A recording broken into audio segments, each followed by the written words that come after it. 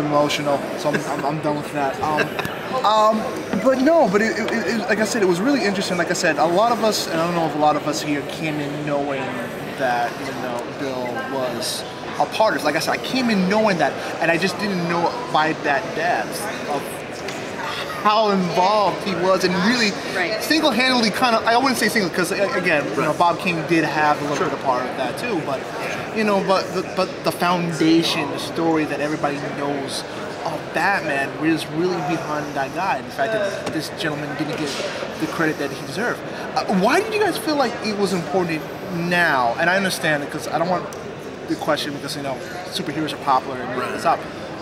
But why now was it important for the world to know who the second guy that was part of the creating Batman? I think it was always important for the world to know who he was. It just took Mark Tyler Nobleman in the form of a fan and his book to bring it to light. I mean, he really was this Batman behind the scenes. This guy kind of working in the dark, trying to get justice for Bill. And it took more than 75 years to do it. We were fortunate enough to be along with Mark on his journey. He had written most of the book, but didn't have a publisher when we started. So we were uncovering things with him. And I think it's just a story about what's right and getting the credit. And also, it's not just a case of taking the word of Bill Finger. You have contemporaneous testimony from people like Jerry Robinson and others who were there and said, it has to be corroborated. And that's funny. This was never something. Everyone that we spoke to never disputed Bill's contribution, particularly the people that were there in the beginning. No one doubted or hesitated to talk about Bill's hand in the creation. So that wasn't... Except Bob. Yeah, but we didn't talk to him. That was never disputed. So, as Don has said, then our job was to find out why. And that's really what the story of the film is. And you know what, I want to jump off a little bit of this question there. And it's really, like you said, it's the worst kept secret in comic books. And like how you said, how everybody kind of didn't dispute the fact that he was involved.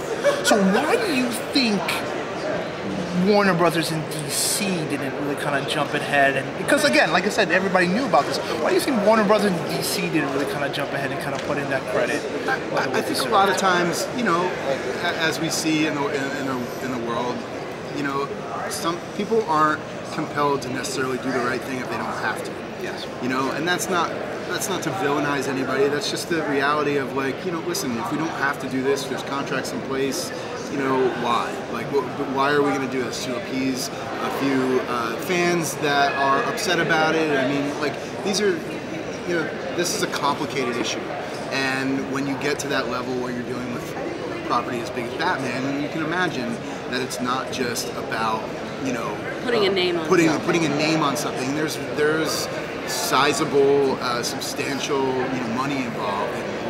All the things that comes with. So it's not surprising that. Just look how long it took Schuster's family to get royalties from Superman. And they're still battling. They're still battling. And they're all still battling it out. So it's sometimes big companies and a big property like this, you have to be forced to do the right thing.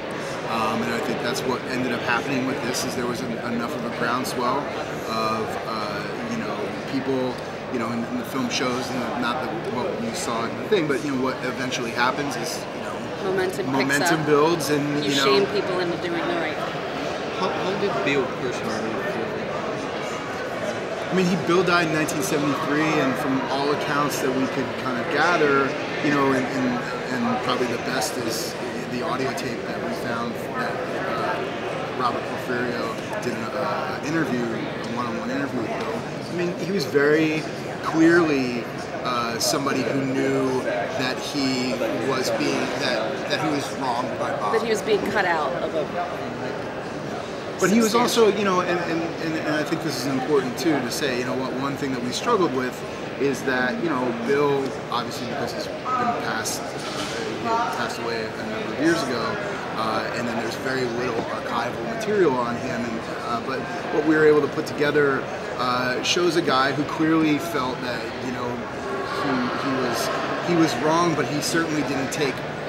He didn't take an aggressive stance. He wasn't an aggressive guy, and I think a lot of Yeah. times that comes across from people that want to maybe defend Bob or DC. It's like, well, he didn't fight for himself, so why should anybody fight? But I think But that's that's the not- wrong that's the position wrong- to take. And that's not actually true. I mean, we did find that he did try to stick up for himself. As you And see in as Right. Carmine says in Carmine his says, film, yeah, he said, you know, it would take lawyers, and they know I can't afford it.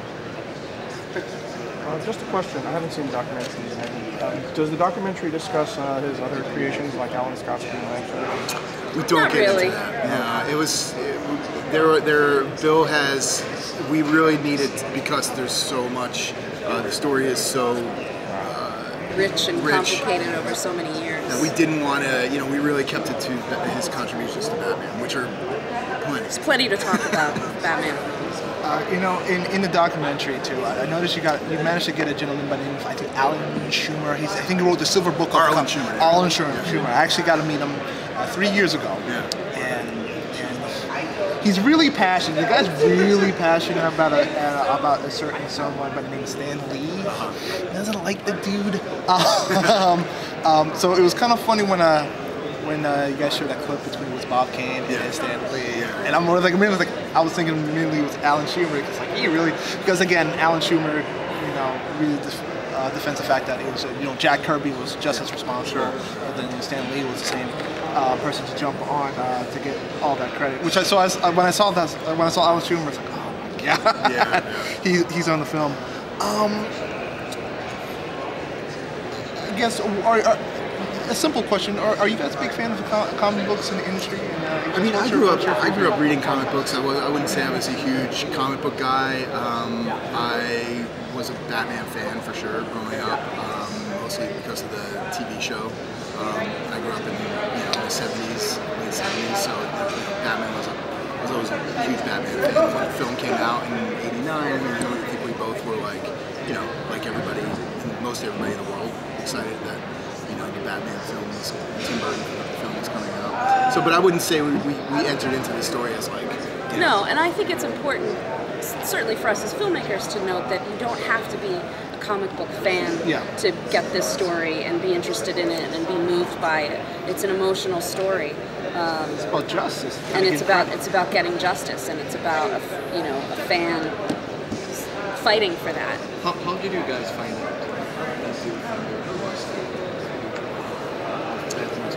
Well, that's what the film kind of uncovers. You go on that journey with us, and it all, for us, started with Mark Tyler Nobleman as he was trying to get his book out there, and then we started to peel back the layers.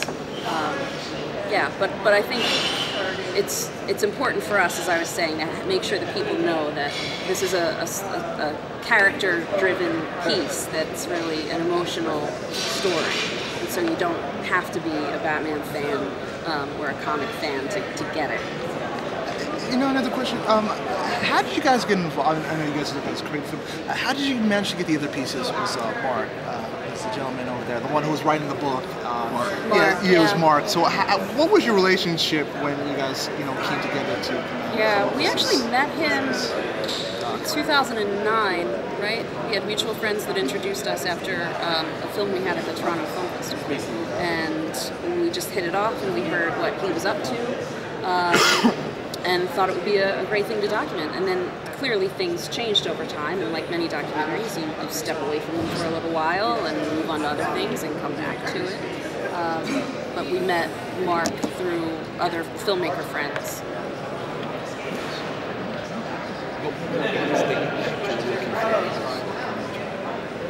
Well, I mean, at the end of the day, it's a great story.